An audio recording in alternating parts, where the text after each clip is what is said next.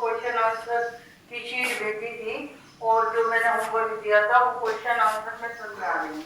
तो उसके अंदर पहला क्वेश्चन आपका ये था कि लेड ऑक्साइड ये सॉलिड स्टेट में है और ये कार्बन ये भी सॉलिड अवस्था में है और ये रिएक्शन होने के बाद लेड और कार्बन डाइऑक्साइड बना।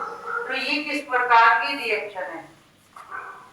तो मैंने आपको समझाया था कि आपको मैंने ऑक्सीडेशन और रिडक्शन बताया था।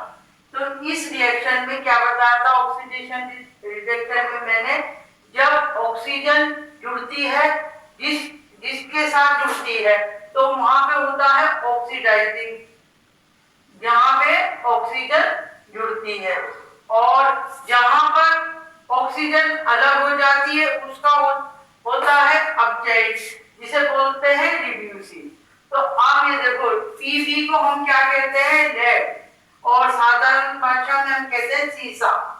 तो इसके अंदर लेड के साथ ऑक्सीजन लिखी हुई लेड ऑक्साइड, तो लेड यहाँ पर अलग हो गया, ऑक्सीजन इसमें से निकल गई। तो किसका इसमें किसका रिडक्शन हुआ? लेड का, और कार्बन के साथ ऑक्सीजन जुड़ गई, तो ये ऑक्सीडाइजिंग हुआ। तो इसका आंसर है ए एवं बी। चार ऑप्शन दिए हैं तो मैंने तो यहाँ पे केवल चार नहीं लिखे, जो आपको समझाया है, जो आंसर आ रहा है वही लिखा है। इसी तरीके से चार ऑप्शन दिए जाते हैं, उसमें से करेक्ट आंसर आपको लिखना होता है, और वरना टाइम ज्यादा लगेगा, मैं लिखूंगी तो फिर मैं सब समझा नहीं पाऊंगी इतनी जल्दी जल्दी। तो आप ये देखिए, अब ये दूसरी रिएक्शन है। मैंने कई प्रकार की आपको अभिक्रियाएं बताई थी, तो उसमें मैंने आपको विस्थापन अभिक्रिया बताई थी। आपको पहचानना है ये किस प्रकार की अभिक्रिया है। तो आपने ये देखा कि विस्थापन अभिक्रिया में क्या था? एक पदार्थ जो अधिक क्रियाशील था वो कम क्रियाशील वाले पदार्थ को हटाकर उसकी जगह ले लेता है। जैसे कि आपने देखा ये क्या है? एल्यूमिनियम। तो एल्यूमिनियम ने आयरन को हटा दिया और इसकी जगह ले ली और ये आ गया। तो ये किस प्रकार की रिएक्शन है? विस्थापन। कैसी रिएक्शन है ये? विस्थापन। अब तीसरे क्वेश्चन पे आ जाते हैं।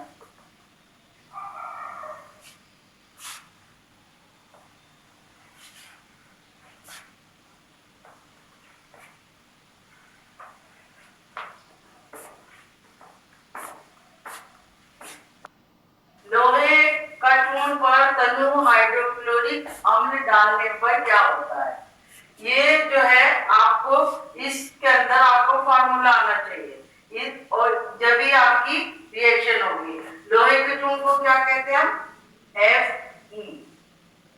प्लस तनु हाइड्रोक्लोरिक अम्ल, इसका फॉर्मूला क्या है? HCl। अब इन दोनों की हमने आपस में रिएक्शन कराई। अब क्या एक अलग से कुछ लिखा हुआ भी आता है ऊपर समीकरण बनाने के लिए? क्या होता है जब में दो अभिकारक इधर क्या करते हैं? अभिक्रिया करके इधर उत्पाद बनाते हैं। तो इसमें ये आपको इतना दे रखा है और पूछा है क्या होता है वो। तो अब आपको क्या करना है? रिएक्शन करनी है। तो इसमें क्या बना आपका? फिर ये हो गया आयरन क्लोराइड प्लस हाइड्रोजन। अब ये बैलेंस नहीं है, यहाँ पर एक H है और यहाँ पर 2H है, और Cl2 भी कितने हैं? 2। तो हमने यहाँ पर क्या लगा दिया? 2। अब हम आते हैं चौथे क्वेश्चन पे। चौथा क्वेश्चन जो है संतुलित समीकरण, वो मैंने आपको लेक्चर में समझा दिया है। अब मैं पांचवा क्वेश्चन लिखने जा रही हूँ। देखो बच्चों, आपको ना पांचवा क्वेश्चन थोड़ा सा मुश्किल लगा होगा, क्योंकि इसमें क्या है कि निम्न कथनों को रासायनिक समीकरण के रूप में परिवर्तित करके संतुलित करना है। जैसा कि मैंने आपको पहले बताया था स्टार्टिंग में कि रासायनिक अभिक्रिया से पहले आपको फॉर्मूला आना चाहिए। तो अब आप ये देखो, नाइट्रोजन का फॉर्मूला क्या होता है? N2, हाइड्रोजन का H2। अब ये क्या कह रहा है कि नाइट्रोजन हाइड्रोजन गैस संयोग करके अमोनिया बनाती है। तो अमोनिया का फॉर्मूला ये है NaH3। कैसे आया ये? जैसे मैंने बताया था, H के ऊपर एक निशान है और नाइट्रोजन के ऊपर माइनस के 3, इन दोनों को मिला दिया हमने H। ये हमने क्या करा कि H ये NH3 क्या करा हमने NH3। ये इसके 3 हमने यहाँ ले लिए, इसका 1 यहाँ ले लिया। इस तरीके से करके ये हमारा फॉर्मूला बना। अब हमें इसे बैलेंस करना है। नाइट्रोजन के कितने हैं? 2 और यहाँ पे नाइट्रोजन का कितना है? 1 और इसके कितने हैं? यहाँ पे नाइट्रोजन के कितने? 2 और यहाँ कितने हैं? 1। अब हमें ये देखना है कि यहाँ पे सबसे बड़ी संख्या क्या है? 3। तो हमने ये और ये 2, तो अभी बैलेंस हो गई। नाइट्रोजन के कितने हो गए? 2। हाइड्रोजन के कितने हो गए? 3। सबसे पहले तो हमें फार्मूला बनाना आना चाहिए, फिर हमें समीकरण को संतुलित करना चाहिए, जो कि मैंने सबसे पहले आपको पहले जब स्टार्टिंग करने से पहले चैप्टर में समझाया था। अब ये देखो, हाइड्रोजन सल्फाइड। हाइड्रोजन सल्फाइड का सूत्र कैसे बनेगा? हाइड्रोजन है और ये सल्फाइड है, तो अब H2S, तो क्या बना ये? Hydrogen sulphide. तो पहले ये बना लिया, प्लस वायु जो की गैस होती है वो क्या होती है? ऑक्सीजन। और इसे दहन करके हमारे पास क्या बना? सल्फर डाइऑक्साइड और वाटर H2O। इसी तरीके से हमें ये क्या कह रहा है यहाँ पे? समीकरण के रूप में परिवर्तित करके इन्होंने यहाँ पे जैसे नाइट्रोजन का नाम दिया है, सूत्र नहीं दिया, सूत्र हमें लिखना है और फिर उसके बाद हमें इन्हें संतुलित करना है। अब हम संतुलित करेंगे। यहाँ पे हाइड्रोजन के कितने हैं? 2 और यहाँ पर ये भी 2 और इधर ऑक्सीजन के कितने हैं? इधर 2 और इधर 3 है। तो ये क्या कर रहे हैं? 3 दूनी 6, ये हो गए 3 इधर आ गए और बैलेंस करना है इसको हमें। तो ऑक्सीजन कितनी हो गई हमारे पास? 6 और ये कितने हो गए हमारे पास? 2 पे ही आ गए 2 और ये 2। अब ये बैलेंस हो गई। हाइड्रोजन कितने होगा हमारे पास? इधर 4 ये और सल्फाइड कितना होगा हमारे पास? ये 2। सल्फर डाइऑक्साइड एस हमारे पास कितना है? ये रहा 2 और 3 दूनी 6। ऑक्सीजन कितने होगा? 6। तो 2 और 2 इससे मल्टीप्लाई करेंगे तो 4 ही हो गए और 2 ही हो गए।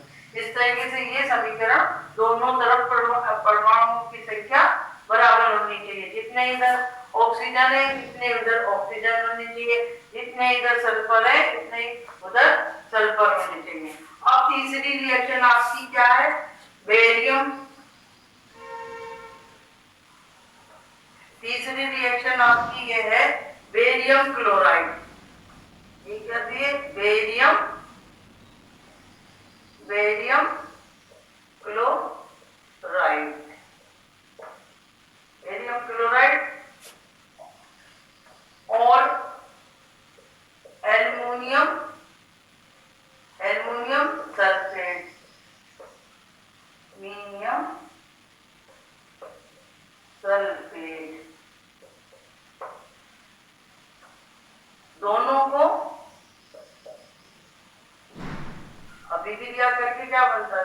दोनों की अभिक्रिया करके क्या बनता है? जब ये आपस में मिलते हैं तो क्या होता है? बेरियम क्लोराइड एल्युमिनियम सल्फेट क्या होता है जब ये अभिक्रिया करते हैं? तो अब सबसे पहले हमें फार्मूला आना चाहिए, जैसे क्या है बेरियम क्लोराइड का। ये मैंने अब फार्मूला कैसे बताया था इधर बेरियम क्लोराइड का, जैसे बी के पास 2 बेरियम पर और क्लोराइड पर 1, तो क्या बनाया था हमने, इधर की संयोजकता इधर लिखी थी और इधर की संयोजकता इधर, तो ये बेरियम क्लोराइड का हो गया। इसी तरीके से एल्युमिनियम सल्फेट, एल्युमिनियम सल्फेट का फार्मूला कैसे बनेगा, एल्युमिनियम के कितने निशान है 3 और सल्फेट के कितने निशान है -2। अब आप ऐसे करेंगे कि इसके 2 तो इधर लगाएंगे और इसमें गिनती लगी हुई है, जैसे आपने ये लिखा संख्या। अब इसकी संयोजकता लगाने के लिए इसके 3 इधर ब्रैकेट करेंगे। तो इस तरीके से मैंने स्टार्टिंग में आपको फॉर्मूले लिखने सिखाए। जब भी आपको थोड़ी बहुत की प्रॉब्लम आ रही है, लड़का कह रही मैडम ये समीकरण समझ में नहीं आ रही, अब मैं इसीलिए ये तुम्हारे क्वेश्चन कर रही हूँ कि अब सबसे पहले आप जितने फॉर्मूले हैं वो बना के देखो, तो जब भी समीकरण आएंगे आपको ये हो गया एल्युमिनियम सल्फेट। अब इसके बाद आपने देखा कि ये एक प्लस का आयन लेते हैं एक माइनस का, तब जाके हमारा क्या बनता है, अब हमने इन दोनों की रिएक्शन करा, ये इसके साथ आ गया और ये इनके साथ आ जाएगा। तो अब प्लस वाला इसमें ये दोनों ने रिएक्शन करी तो प्लस वाला कौन सा है इसमें, प्लस का पहले आएगा, एल्युमिनियम पहले लिखेंगे Al और Cl। अब फिर वो याद आता है कि हमने दोनों को इकट्ठा करके लिख दिया, लेकिन क्या करेंगे, जब तक संयोजकता सही नहीं लगी हुई होगी, जब तक हमारा फार्मूला सही नहीं होगा। एल्युमिनियम की संयोजकता कितनी है 3 और अब ये हमारा फार्मूला सही है। अब हम आए बेरियम सल्फेट, ये हो गया, सल्फेट की भी 2 होती है और जो है बेरियम की भी 2 होती है। मैंने स्टार्टिंग में बताया था जब बराबर की संयोजकता होती है तब नहीं लगाते। अच्छा, इधर आधर जो नंबर लगते हैं वो संयोजकता के लगते हैं और जो आगे लगते हैं वो संतुलित करने के लगते हैं। ये अब इनको संतुलित कर लो। इसमें कितने हैं ये हो गया आपका सल्फेट, अब ये Al2 यहाँ पे 2 है, तो यहाँ ये कर दिया 2 हो गया और कितना हुआ ये 3 दूनी 6, 3 दूनी 6, तो यहाँ पे कितना आ गया ये 3। और देखो एल्युमिनियम क्लोराइड का फार्मूला बन गया हमारा, ये जो है क्लोराइड कितने इधर 3 और एल्युमिनियम कितने हैं 2, हमने यहाँ 2 लगाया, तो 2 लगाने से हमारी कितने हो गई है 3 दूनी 6। अब आगे देखो जो क्लोरीन जो क्लोराइड का है, जैसे बेरियम क्लोराइड से यहाँ से 3 की गुणा कितने होगी 2 से, 3 दूनी 6, तो यहाँ ये हमारे 3 दूनी 6 पड़ रहे। अब एल्युमिनियम इधर की साइड कितने हैं 2 और इधर ये 2 आ गए। अब बेरियम हमारे पास यहाँ पे कितने हैं 3 और इधर सल्फेट भी हमारे पास कितने हैं 3। अब ये समीकरण संतुलित हो गए। सबसे पहली चीज थी फार्मूला आना, फिर उसके बाद संतुलित करते हैं, जिसकी जो संख्या लगा के देखते हैं, तो जैसे इधर भी संख्या परमाणु की बराबर हो और इधर भी हो, तो ये संख्या आपकी बराबर होनी चाहिए, इसे कहते हैं संतुलित रिएक्शन। रिएक्शन कंप्लीट कब मानी जाती है, तब उसका फार्मूला भी संयोजकता के हिसाब से सही हो और इधर आधर जो परमाणुओं की संख्या है वो भी बराबर होनी चाहिए। तो ये थोड़ी केमिस्ट्री टफ है, इसके लिए आपको थोड़ी मेहनत करनी पड़ेगी, बार बार प्रैक्टिस करनी पड़ेगी फार्मूले लिखने की करने की, एकदम नहीं आने का लेसन। ये बायोलॉजी नहीं है कि आपने डायग्राम बनाया रट लिया, ये तो जितने फार्मूले आपके पास आते रहेंगे तरह तरह के, उनकी प्रैक्टिस आपको होती रहेगी। और बार बार करो, अगर कोई परेशानी है तो फिर मुझसे पूछना। अब ये देखो, जैसे ये पोटेशियम है। पोटेशियम का फार्मूला आना चाहिए। अब आपकी जो डी की रिएक्शन है, पोटेशियम को हम जब पानी के साथ अभिक्रिया कराते हैं तो पानी का फार्मूला आना चाहिए आपको। अब इसके बाद क्या होता है, जब पानी से किस चीज की रिएक्शन होती है तो हाइड्रोक्साइड बनता है। क्या बना?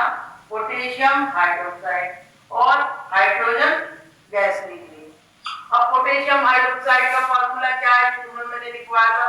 पोटेशियम का क्या संयोजकता है? +1। हाइड्रोक्साइड की क्या है? -1। तो जब बराबर होती है तो दोनों को इकट्ठा करके लिख लेते हैं KOH।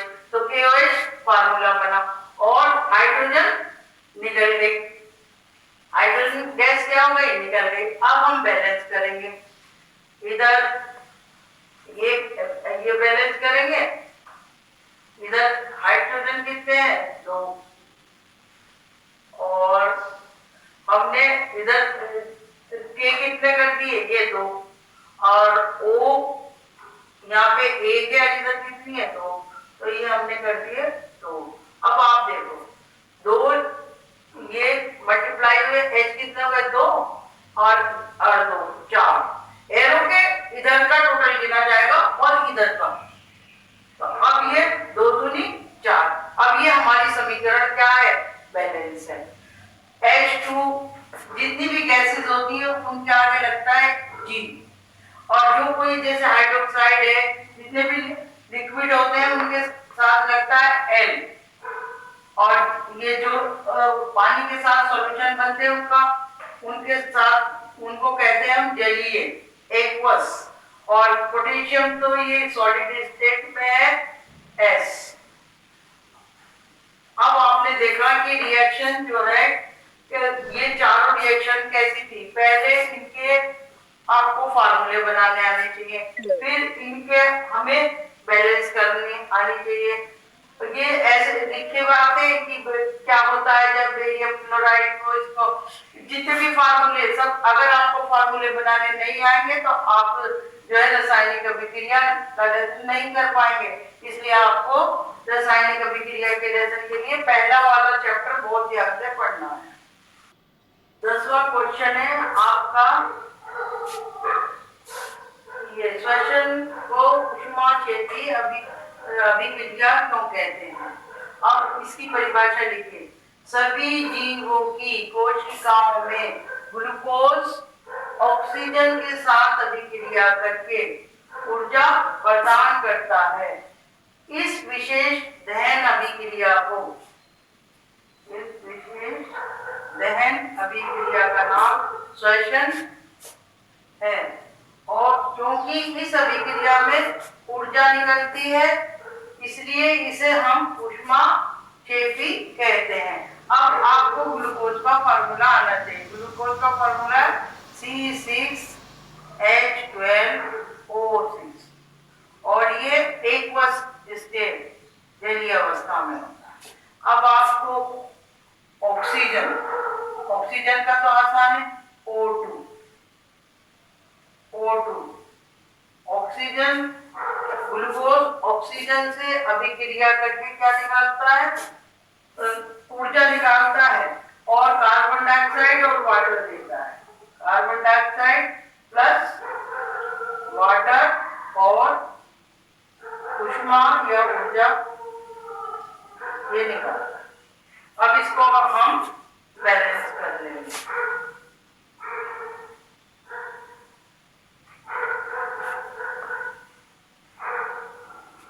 ये हमारी बैलेंस हो गई। कार्बन हमारे कितने हैं? 6। हाइड्रोजन हमारे कितने हैं? 12। ऑक्सीजन हमारे कितने हैं?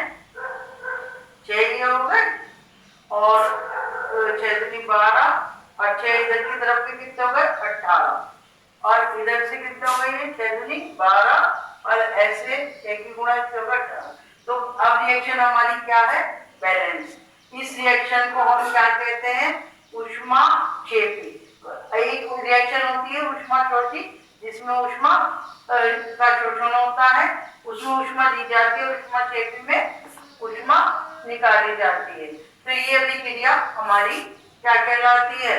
इसे हम श्वसन अभिक्रिया भी कहते हैं और ऊष्मा भी।